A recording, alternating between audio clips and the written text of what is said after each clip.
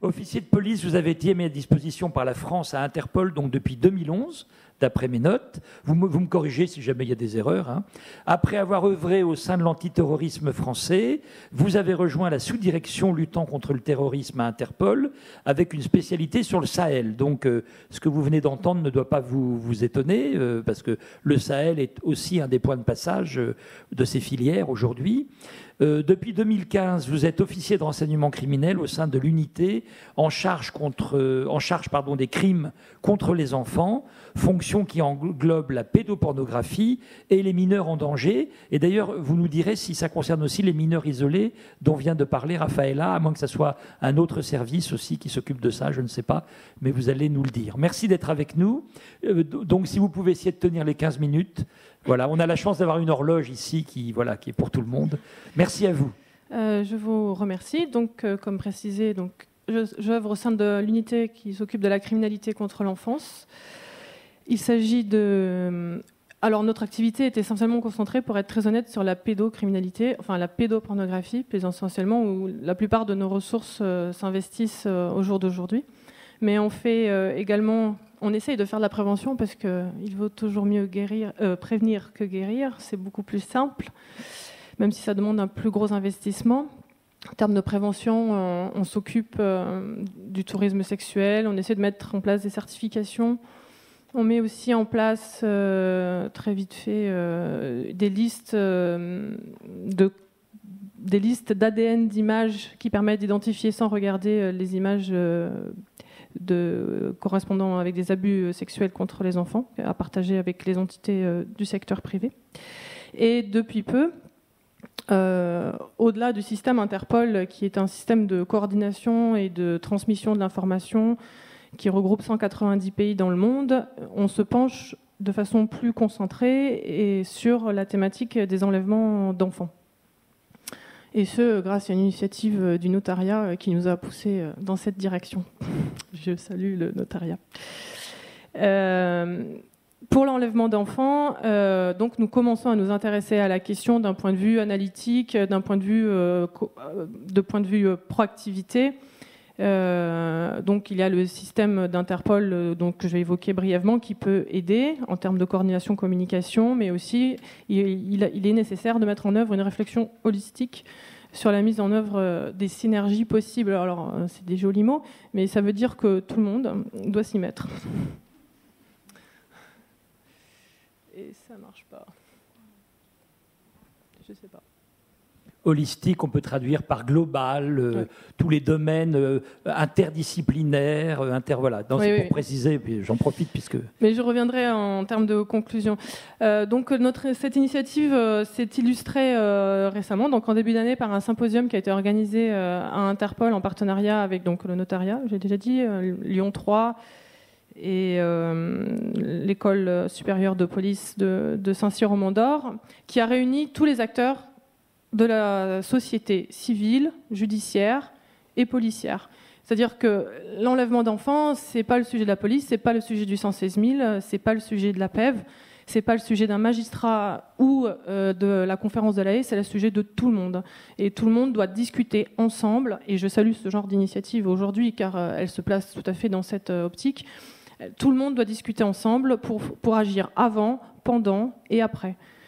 Cette rencontre donc a donné lieu à un certain nombre de recommandations qui consistaient à, donc d'un point de vue purement technique, utiliser les outils qui existent déjà, parce qu'il en existe un sacré nombre, que ce soit au niveau de Schengen, que ce soit au niveau d'Europol, que ce soit au niveau d'Interpol, que ce soit à un niveau national, à un niveau régional ou à un niveau local, qui est tout aussi important que le niveau international. On s'est engagé à se rencontrer de façon annuelle, et on a souligné la nécessité cruciale de formation des acteurs impliqués, donc dans tous les domaines d'activité que j'ai précités, mais également une sensibilisation du public. Comment faire en cas d'une disparition? Que faire? Le 116 000, ok. La police, ok. Qu'est-ce que je fais si je vois un jeune qui commence à se radicaliser? Je vois une fille qui est pas d'origine musulmane, d'origine familialement musulmane et qui va porter le hijab du jour au lendemain. Qu'est-ce que je fais? Est-ce que je lui parle? Je parle à qui? Est-ce que je vais voir une assoce? Qu'est-ce que je fais? Il faut sensibiliser le public. Ma collègue de l'OCRVP a abordé le système de notice. C'est un système d'alerte. Alors alors peut-être que c'est pas le cas pour la France, mais de façon globale, les notices rouges sont utilisées contre les parents qui enlèvent, dans le cadre de l'enlèvement parental, par certains pays, parce que c'est considéré comme une infraction, la soustraction de mineurs, dans le cadre de l'enlèvement parental. Et donc j'ai une série de notices rouges qui sont relatives à des parents qui ont enlevé l'enfant. Notice rouge signifie qu'un mandat d'arrêt a été émis contre l'individu. Donc la notice bleue, effectivement, c'est une demande d'information dans le cadre d'investigation judiciaire comportant une infraction. Pour toute personne d'intérêt pour l'enquête, que ce soit donc victime, témoin, auteur. Et celle qui nous intéresse plus particulièrement, c'est donc la notice jaune qui concerne les personnes disparues, mais vous voyez, on en a tout un catalogue. Alors, on a également, au-delà des notices, on a des bases de données. Je précise tout ça parce que c'est important du moment où vous avez quelqu'un qui est disparu. Vous avez, donc je m'adresse à la communauté policière ici, vous avez un bureau central national d'Interpol qui fait l'interface entre les forces d'application de la loi et l'organisation à Lyon, et à qui vous pouvez transmettre un maximum d'informations qui peuvent être recoupées par les informations que nous avons déjà. En l'occurrence, nous avons une base de données nominale dans laquelle on trouve les enfants disparus. On a une base de documents de voyage volés, perdus ou révoqués, mais pas seulement. Cette base sert également, par exemple, disparition d'un mineur, mais non, le mineur a un passeport. Il est primordial d'indiquer dans le message qui sera envoyé au Bureau central national d'Interpol le numéro de passeport. Pourquoi ? Parce que si ce mineur traverse une frontière, que son passeport est scanné, ça va biper. Pas que son passeport soit volé, mais ça va biper enfant disparu, notice jaune, et le pays émetteur de la notice est immédiatement alerté.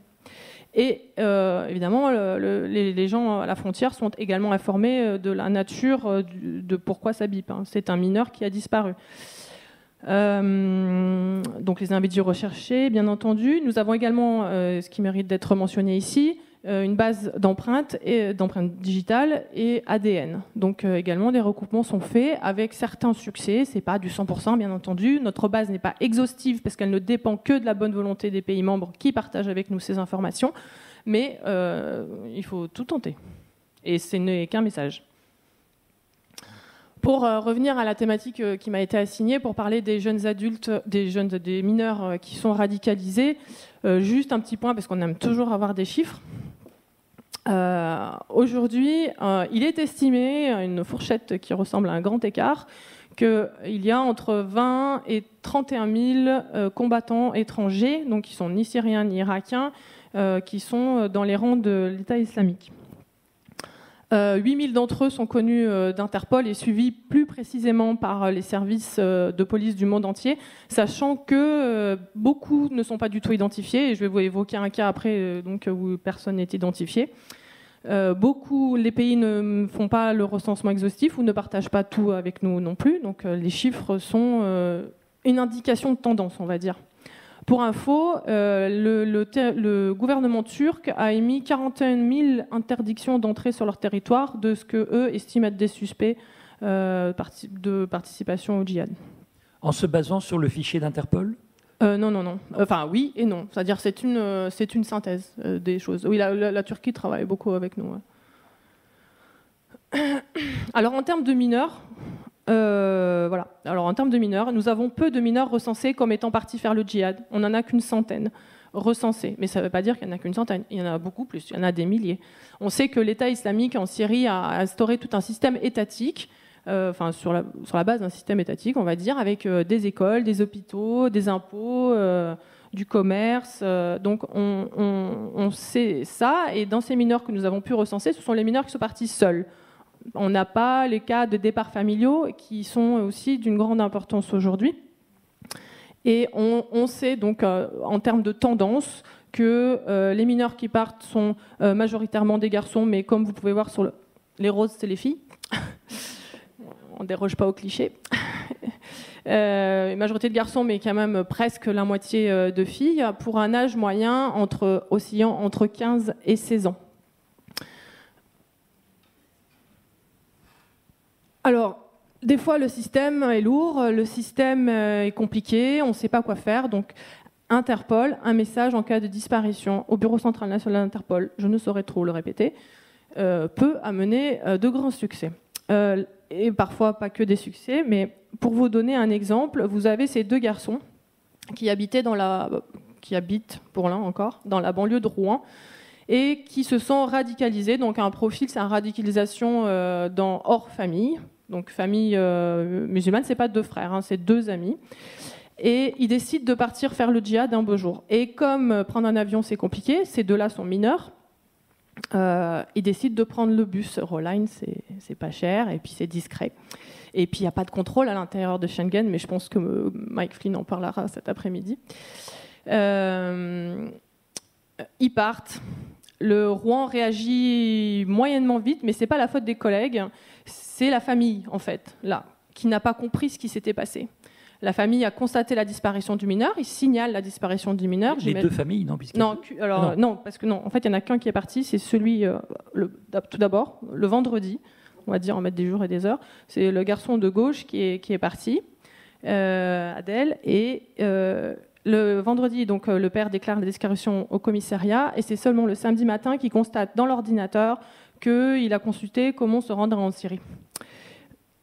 Pris d'un doute, il retourne au commissariat et donc il signale que voilà, il est très inquiet parce que il y a des signes qui indiquent qu'il serait parti en Syrie. Sans désemparer, les collègues alertent le Bureau central national à Paris aux alentours de midi et à 19h paraît sur le site Interpol la notice jaune relative à l'intéressé. Il a passé la frontière avec la Turquie à 18h45. Ouais, c'est dommage. Alors, la notice nous a quand même permis de comprendre qu'il avait passé la frontière. On a pu retracer son itinéraire. Donc, il a traversé absolument toute l'Europe, l'Allemagne, la Bulgarie, la Turquie, et là, hop, il passe la frontière. On a quand même pu comprendre ça.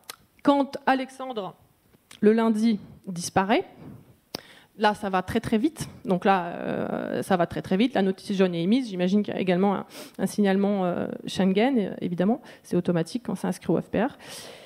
Et grâce au ciel, ce garçon a été récupéré en Allemagne. Grâce aux diligences, grâce aux réactions, grâce aux notices, au signalement Schengen. Là, nous avons ce qu'on appelle, dans le métier Interpol, une success story. On en a sauvé un.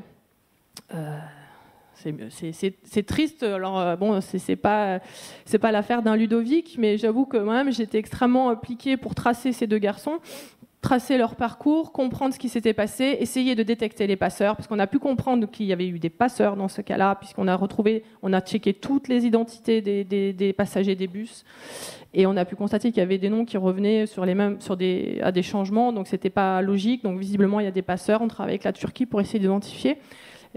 Pour que aider d'autres aux correspondances des bus, etc. Ouais, voilà, pour tenter d'empêcher d'autres de suivre le même chemin. Il nous reste 2 minutes. Hein. C'est parfait. Tout le monde peut-être, je ne sais pas. Enfin, en tout cas, ça fait le retour des réseaux sociaux. J'ai noté hier soir que le net avait été un peu nettoyé pour une fois. Et donc la vidéo de ces deux Français ou supposés Français en Syrie prônant le djihad, dénonçant la France, appelant, souhaitant commettre des attentats contre la France, a circulé. Ces deux-là ne sont pas identifiés. On ne sait pas qui c'est. C'est les enfants d'Abu Dujana al-Faransi qui est mort à Alep en 2014. Ils sont à Alep, ils sont pris en charge par la communauté djihadiste sur place. Et cette vidéo se clôt par l'exécution de 2 soldats syriens.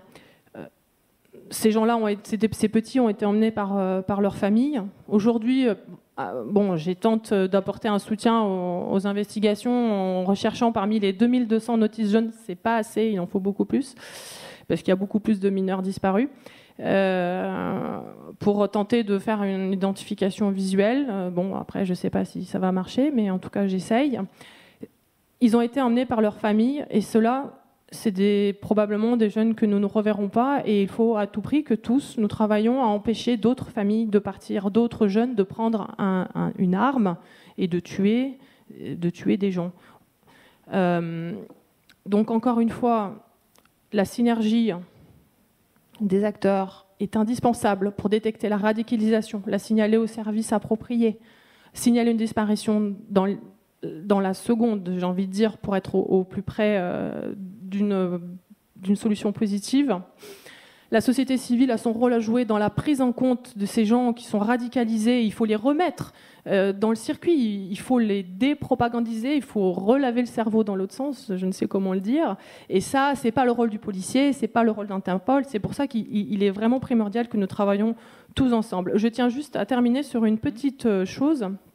Relative aux disparus. Interpol a un système de contact avec le public. Le public peut nous contacter via le site interpol.int.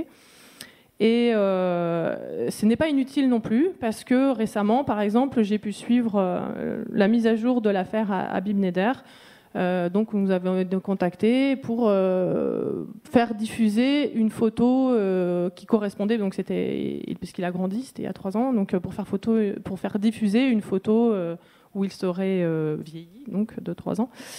Et donc ce mail du public peut être aussi un outil intéressant, et en tout cas il faut savoir que nous prenons très au sérieux les mails du public, même si 90% des communications sont farfelues, mais les 10% qui restent tous les mails sont étudiés de façon très précise. Je vous remercie et bon courage. Merci beaucoup.